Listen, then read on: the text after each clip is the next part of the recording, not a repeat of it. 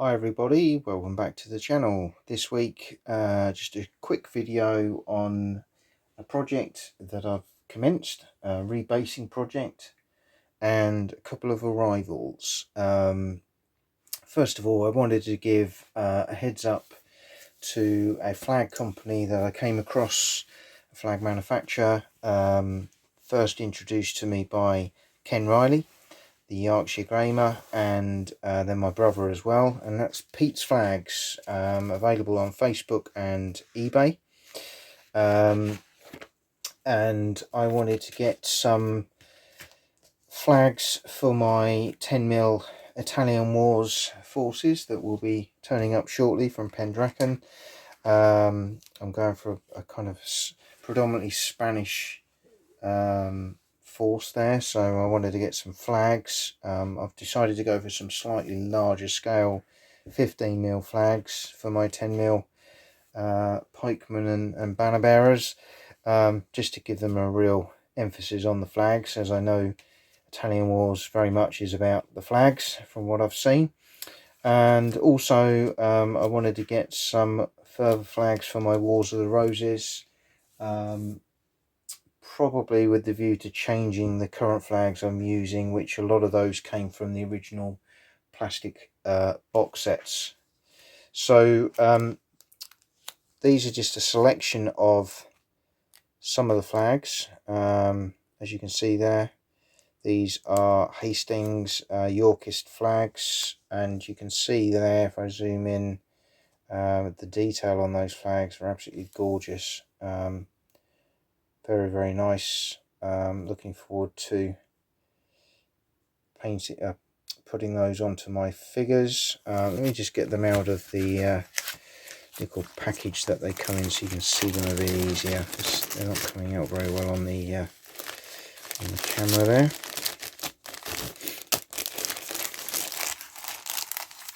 Okay.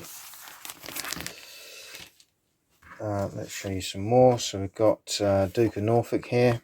Hopefully you can kind of get a feel for the clarity and the quality of those flags. Really beautiful, really nice. Going back to the Hastings one again, as I was showing you there earlier, you can zoom in on that one a bit better now. Kind of see the quality. Bokenberg, again some really nice, and Edward the Fourth, again some more Yorkist flags there, very pretty. They're going to look fabulous, and these are to complement some of the existing ones I've got and replace some of the others. Really pleased with those. That's the Wars of the Roses ones. I'll do the same and show you the Italian Wars ones that I have as well. So I've decided to go for a slightly larger remit on these. So we've got the Duke of Urbino. So you'll see some of these. These are papal ones actually, as opposed to Spanish ones, because I intend to have some Italian mercenaries attached to my Spanish force, manchets, etc. And I've got a sheet of the Spanish flags as well, which again you can kind of see. And get those, whoops, and get those to zoom in for you. It doesn't really want to play ball for some reason, but that's probably me. I do apologise, but hopefully you can get a feel for the kind of level of detail on those flags. Really, really nice.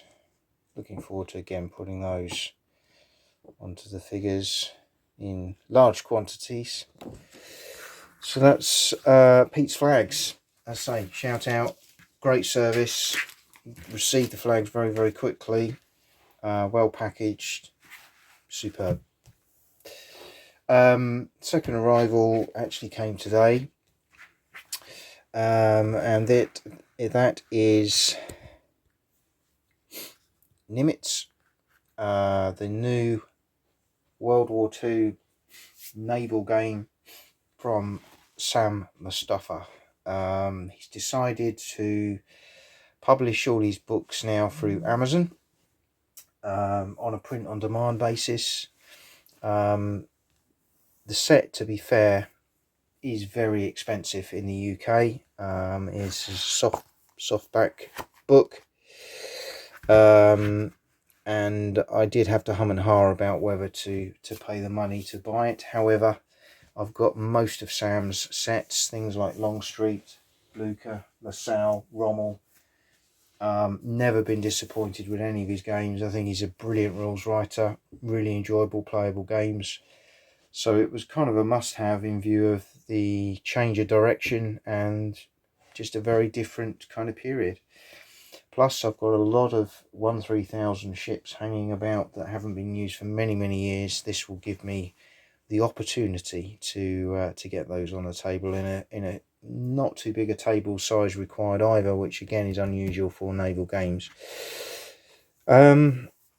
Despite the outlay, you can see there the print quality is excellent, and without giving too much away, again, the paper quality is good. You've got an index, you've got campaign systems set out very similar to how Rommel was, Blucher. You know, obviously this is a softback rather than a hardback book, but some nice colour in there. It's very nicely produced, as Sam's books always are. Easy to read. I'm going to enjoy picking up and going through that and potentially getting a game on the table. It looks really interesting. So that's Nimitz, Sam Mustafa's new offering from the Honor range of rules that he does. So finally, started a project this week to rebase my Norman conquest forces. Here are the Normans in their currently based state. I was not happy with the bases when I did buy these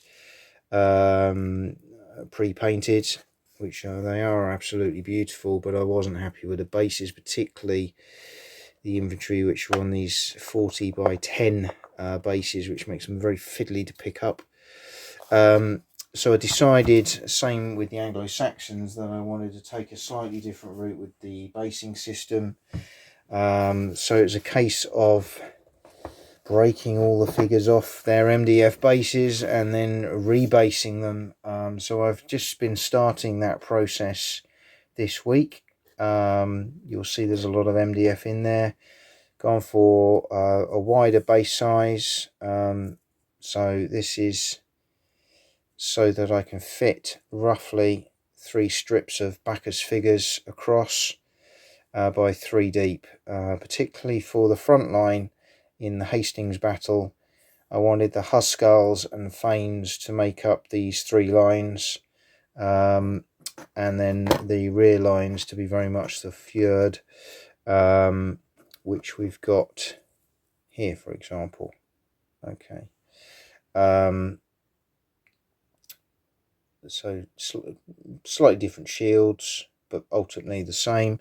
So I've started to put those on. I've taken the view of adding extra figures onto the front and back of stands in certain cases, particularly at the front, is to add on some of these axe wielding Huskarls, which were known in the battle as going out in front of the lines wielding their battle axes.